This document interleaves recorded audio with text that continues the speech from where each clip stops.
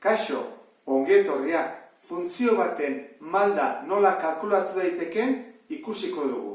Eta hortarako jakin behar dugu malda bat zer den. Pentsatzen dut, zuek ibili bat zarate bizikletan aldapa batekin topatu zeratenean ematen dizutela halako 100 bat, ezta? Adibidez, aldapa bat 105. Edo aldapa bat 110. Zer esan nahi du honek? Honek esan nahi du 100 metro aurratzen balen badugu, igoko ditugula 5 metro. Bitartean hemen, esaten du, 100 metro aurratzen balen badugu, igoko ditugula 10 metro. Orduan, inklinazioa altuagoa dago hemen baina. Orduan, nola kalkulatzen da malda? Malda bada zatiketa bat, egiten da. Zenbat ibiltzen gehan, adibidez 100, eta zenbat igotzen gehan, adibidez hemen 10. Orduan, zatiketaren emaitzak izango litzateke malda. 100kotan ematerakoan, bakizue, bidar 100 egin beharko litzakela, ezta? Hau beharko litzake, bidar 100. Eta atatzen zen 110. Hemen, berdin egin behar dugu. Ikusiko dugu, bakoitzaren malda zein den. Eta hortarako jakin behar dugu, zenbat mugitzen den aurrera, eta zenbat gora. Argi dago, A funtzioaren malda, B txikiagoa, C txikiagoa, eta D negatiboa da. Beraka doalako. Orduan hori da ikusi behar dugula, igo edo bera egiten duen. Orduan, hasiko gera lehenengo maldarekin. Arena. Puntu bat aurkitu behar dugu, adibidez puntu hau, eta nondik, hemendik, horrea. Orduan, hemendik horrea joateko, zenbat joan da eskubira? Bat, ezta? Bat eskubira. Orduan, malda, arena izango litzateke. Joaten naiz bat eskubira, eta zenbat igotzen dut? Bat, bi, hiru, lau. Orduan, haren malda, lau. Zati bat da lau. Aurkitu dugu, honen malda. Bigarrena, beren malda. Hartu bat dugu puntu bat, hemendik. Eta beste bat, 0,0. Orduan, malda berena izango litzake. Zenbat mugituko ez eskubira? Bat, bi, hiru. Eta gora, bat, bi. Orduan, hiru aurrean, bi gora. Malda zein da, bi eren. Ezin da simplifikatu, horrela geldituko litzake. Orain, zeren malda. Malda. C izango litzake. Hemendik horrea, zela pauso, bat, bi, hiru, lau, bost. Bost eskubitara, eta gora, bat bakarra. Orduan bere malda, hau izango litzake. Azkeneko malda, derena da, eta hau berakadoa, negatiboa da orduan. Jarriko dugu, malda, derena, berdin. Eta puntua zen izango da, hau, hemendik onera. Ezta? Horra ingo dugu. Zenbat aurrera, bat, bi.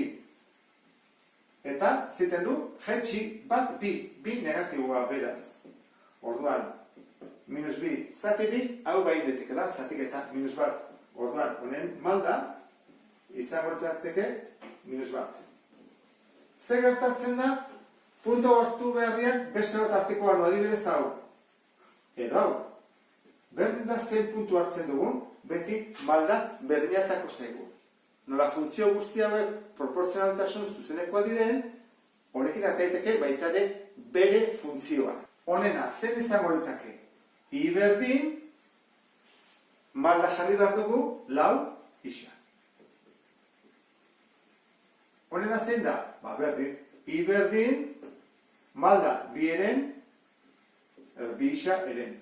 Berdin da. Urrengoa, zerena, hau da, bosten bat, biratara jarri daiteke, jarri dezakegu.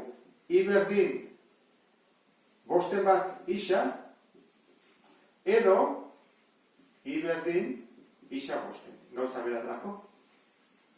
Hori da, C.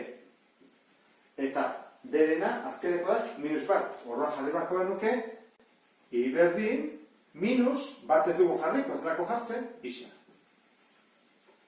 Eta nola kalkula daiteke ekuazio baten malda. Hortarako egin behar duguna da, I isolatu eta ikusi isaren koefizientea. Orduan, zer egin behar dugu, lehenengo parentesiak kendu. bidertzen ari da, horrean ingo du horrela, ezta? Bi isa, ken lau. Gehi, iru i berdin, lau, eta hemen, ere bai, bidertu egin behar dugu, minus bi bider bi isa, ken lau isa, minus bi bider minus i plus bi i. Horren, i dituzten gaiak ezkerretara eramango ditugu, eta besteak eskubitara. Ordan dugu. Hau eta hau, biak ezkerretan geldituko dira. Horren dugu plus irui, eta hau, batutzen dira beste aldera kentzen. Ken bi. Eta hasiko gara, ja besteak jartzen. Lehenengo jarriko du minus lau, isa, bere ondoan jarriko du berantzekoa, hau dela, ken bi isa, gero lau, honi ez diot aldatzen, eta hori bai, plus lau.